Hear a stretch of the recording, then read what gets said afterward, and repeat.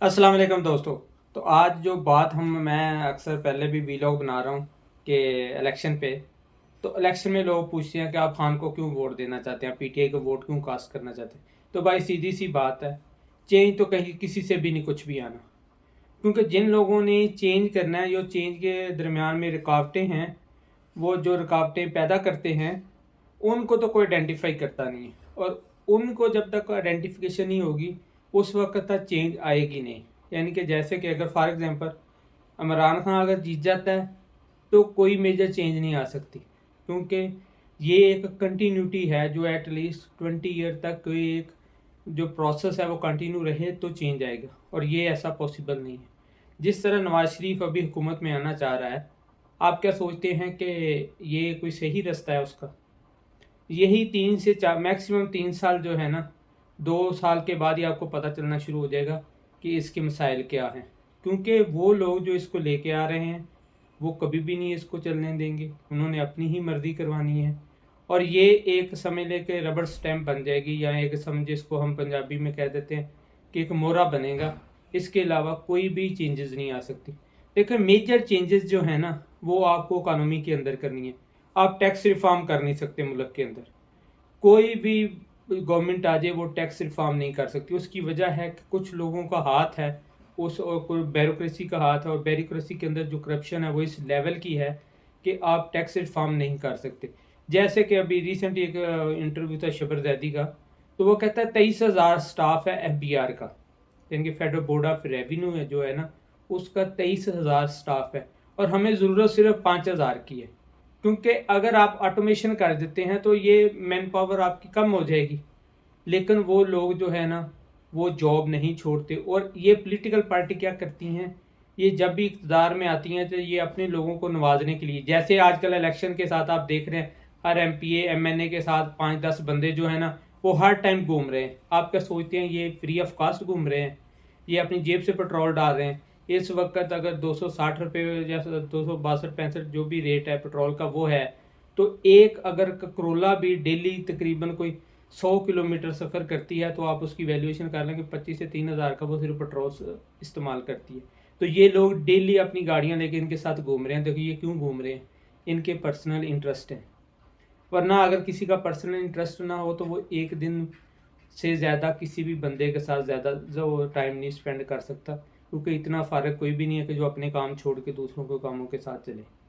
हाँ, आप अपने लेवल पे आप वोट कास्ट करें, लेकिन जो है ऐसे टाइम देना, ये पर्सनल इंटरेस्ट ही हो सकता है उसका। तो ये क्या करते हैं फिर, ये जो फेडरल खासकर अदारे हैं या प्रोविंशनल अदारे हैं, जैसे एफबीआर हो गया, वापडा होगी, फिर ये इलेक्ट्रिकल सप्लाई कंपनियां हैं जैसे मेपको सेपको जो भी हैं, ठीक है। इन कंपनियों के अंदर, या पीआईए हो गया, स्टील मिल होगी, इन कंपनियों के अंदर ये अपने लोग डिप्यूट कर देते हैं विदाउट वैकेंसीज।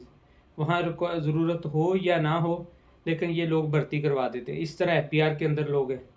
और उसके कहने के मुताबिक शबर जदी एक पाकिस्तान का टॉप टैक्स कंसल्टेंट आदमी है, तो वो कह रहा है कि 23,000 से सिर्फ हमें 4-5 हज़ार बंदा चाहिए। बाकी तो काम ऑटोमेशन पे अब चला गया। आपने फिजिकली जाके ऑर्डर थोड़ा करना है, आप के साथ हर चीज़ लिंक हो सकती है, ऑटोमेशन हो सकती है। यानी कि एक बंदा अगर अपनी इनकम गलत शो करवा रहा है, तो वो उसका कोई बैंक अकाउंट होगा, वो लिंक हो सकता है नादरा के थ्रू। ये बहुत सारी इंफॉर्मेशन ऑटोमेशन पे जा सकती है, लेकिन ये लोग ऐसा नहीं होने दें। और पहली रिफॉर्म है टैक्स रिफॉर्म, जो कि ना होनी है, और जो पिछले तकरीबन 20 साल से ये हर दफ़ा यही नारा होता है हम टैक्स रिफॉर्म करें, और आईएमएफ से ये कम्युनिकेट यही करते हैं कि हम टैक्स रिफॉर्म करेंगे। तो ये टैक्स रिफॉर्म को क्या करते हैं कि ये टैक्स रेट बढ़ा देते हैं, और वो जो गरीब तबके पे डायरेक्टली या इनडायरेक्टली इफेक्ट करता है। और जो ज़्यादा पिसने वाला तबका है वो मिडल लेवल के लोग हैं, यानी कि गरीब भी नहीं और अमीर भी नहीं, जो सैलरी पर्सन लोग हैं वो ज़्यादा पिसते हैं इन चीज़ों से। तो ये इन्होंने करना नहीं है, और इसलिए वो बेशक नवाज शरीफ हो या इमरान खान हो, दोनों का रिजल्ट सेम ही होना है। यानी कि वो क्योंकि करने वाले और लोग हैं ना। इमरान खान ने अपने दौर में पूरी कोशिश करके देख ली एफबीआर को रिफॉर्म करने की, लेकिन ये पॉसिबिलिटी नहीं हो सकी। उसकी वजह यह है कि जैसे उन्होंने बोला था उस वक्त, कहा था कि हम 50,000 से ज़्यादा की अगर ट्रांजेक्शन करेगा कोई बंदा तो वो शनाख्ती कार्ड दिखाएगा। तो सारे जो बिजनेसमैन थे शहरों के अंदर, रिटेलर थे, उन्होंने हड़तालें शुरू कर दी कि ये कैसे हो सकता है कि हम शनाख्ती कार्ड कैसे कलेक्ट करें, यानी कि जो काम ना करना हो उसके 100 बहाने होते हैं, तो वो नहीं किया। तो पहली चीज़ तो है इकॉनमी।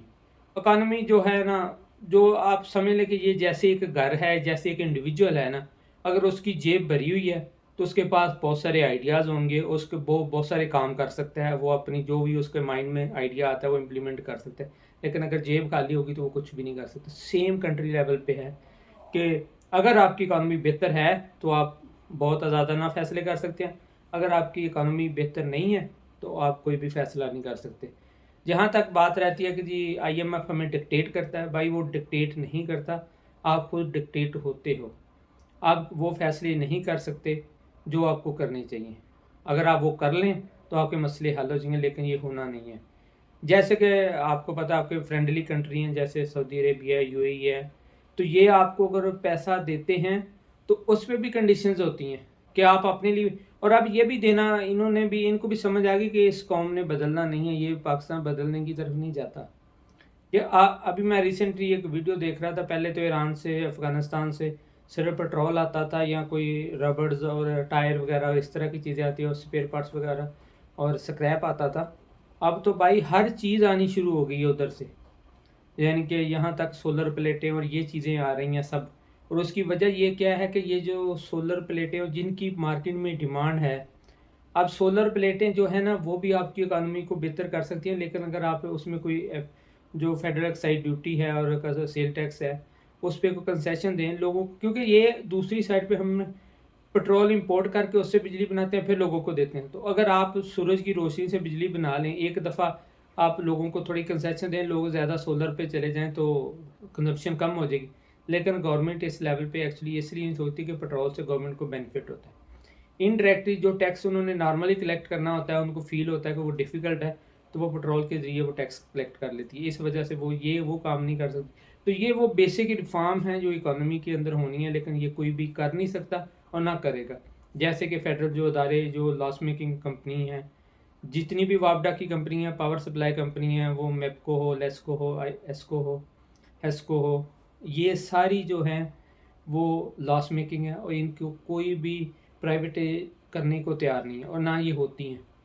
सिंपल सा फार्मूला है, जिस सूबे के अंदर जो जो कंपनियां उस सूबे को दे दो, वो अपने बजट से चलाएं इसको, तो वफाक से ये वज़न जो है वैसे ही उतर जाएगा। ये आपको एक टर्न और फील होगा कि लोग जो है ना वो फील करेंगे। अब सिंध के अंदर सिंध गवर्नमेंट अगर जो सेप्को है या हेस्को है, हैदराबाद इलेक्ट्रिक पावर या सखर इलेक्ट्रिक पावर, उसको नहीं चला पा रही, तो वो उनके नेक्स्ट टाइम लोग उनको वोट नहीं देंगे ना। अब प्रॉब्लम यह है कि बिजली वो चोरी करते हैं और रिस्पॉन्सिबिलिटी इस्लामाबाद की है कि वो जाके बिजली चोरी रुकवाए वहाँ से, क्योंकि पुलिस तो उनके अंडर है, सिंध के अंदर है पुलिस, जो वज़ीर आला सिंध है उसके अंडर है, और बिजली चोरी पुलिस ने रुकवानी है, वो कैसे रुकवाए इस्लामाबाद से आके। लेकिन ऐसा कोई रिफॉर्म नहीं। इस तरह पंजाब के अंदर है, पंजाब में निस्बतन बिजली कम चोरी होती है एज़ कम्पेयर टू सिंध और पख्तूनख्वा और बलूचिस्तान का मुझे ज़्यादा आइडिया नहीं, लेकिन बलूचिस्तान में तो सुना बिजली वहाँ सप्लाई बहुत कम है, बड़े शहरों के अंदर है, इसके अलावा तो रूरल में है ही नहीं है। लेकिन ये हर सूबे की रिस्पॉन्सिबिलिटी, आप हर सूबे को दे दें, पंजाब को पंजाब की दे दें, केपी को केपी की दे दें, बलूचिस्तान को, इसको प्राइवेटाइज करने की भी ज़रूरत नहीं है। वो खुद फैसला करें फिर कि उन्होंने आगे क्या करना है इनका। उनको पॉपुलेशन बेस पे एक इलेक्ट्रिसिटी दे दें जितनी जितनी उनकी बनती है पॉपुलेशन बेस, वो सेल्फ प्रोड्यूस करना चाहें वो सेल्फ प्रोड्यूस करें, या जो भी जो तरीकाकार है, जो भी एक तरीकाकार है एक नेशनल बेस पे यानी कि बैठ के ये सिटिंग करें, और ये इकानमी के अंदर बहुत बड़ा जो है ना ब्रेक थ्रू होगा अगर ये मसला हल हो जाए, लेकिन ये होता नहीं। इसी तरह पीआईए है, पीआईए को भी आप प्राइवेटाइज कर दें। आप क्यों, जैसे पीटीसीएल था, तो पीटीसीएल अब भी तो चल ही रहा है ना, तो क्यों अपनी जेब से पैसे डाल दें। अगर वो कुछ दे नहीं रहा है तो एटलीस्ट वो कुछ ले भी तो नहीं रहा ना। तो इसी तरह पीआईए के साथ करें। अब पीआईए में प्रॉब्लम ये है कि ये जो लोगों ने फ्री मूविंग करनी होती है वो नहीं इसको होने देते, और ये वो सारी स्टोरियां हैं जो इलेक्शन का हिस्सा नहीं है।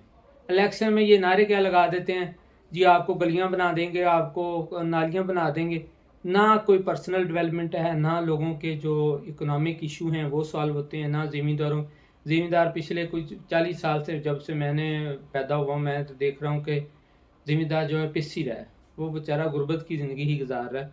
उसकी वजह ये ना तो उसको अच्छा रेट मिले और एक दरमियान में इतने स्टेप बना दे दिए हैं कि वो एंड जो अमाउंट आनी होती है, जो एंड यूज़र जो कंज्यूम करता है उसका रेट और जो बेचने वाले का रेट है, उसमें तकरीबन आप कह लें कि 90% का डिफरेंस है।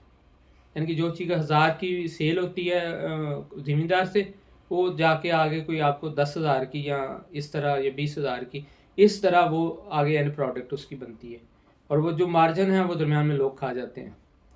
आप ओपन मंडियाँ बनाएं जिसमें से ओपन रेट हों, लोगों को इजी एक्सेस हो, इसका एक नेटवर्क बना दें, लोग डेली बेस पे रेट को चेक कर सकें। लेकिन ऐसा कुछ भी नहीं है ज़मींदारों के लिए, इसलिए बल्कि शुगर इंडस्ट्री जो है वो तो वैसे ही मोनोपोली है। वो तो लोगों को मजबूर करते हैं अपनी मर्ज़ी से पैसे देने, और गन्ना जब शुगर मिल पे जाता है अपनी मर्ज़ी से डिडक्शन करनी है।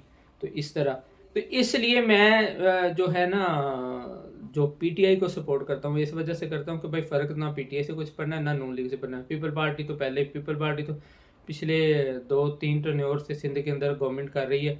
2008 वाला टर्न्योवर पे 2008 से 13, 13 से 18, 18 से अब 23, 3 टर्न्योवर 15 साल हो गए और कोई भी चीज़ चेंज नहीं। हालांकि आप अगर इंटीरियर सिंध के अंदर चले जाए, अगर मैं श्योरिटी से आपको कह रहा हूँ, बिलावल भुट्टो सखर से लाड़काना विद और स्कूटी एक रात नहीं गुजार एक रात का सफ़र नहीं कर सकता। इसको बोलना कि मगरब के बाद जो है ना, ये सखर से लाड़काना बगैर सिक्योरिटी के ये सफ़र करके दिखा दे, या किसी भी इंटीरियर के सिंध में नवाबशाह से आप सखर को, या आप नवाबशाह से लाड़काना को ये सिक्योरिटी के बगैर सफ़र करके दिखा दे। कोई भी इनके लीडर, इनके पास 2-2, 3-3 गाड़ियाँ गनमैनों की होती हैं, तो फिर ये सफ़र करते हैं।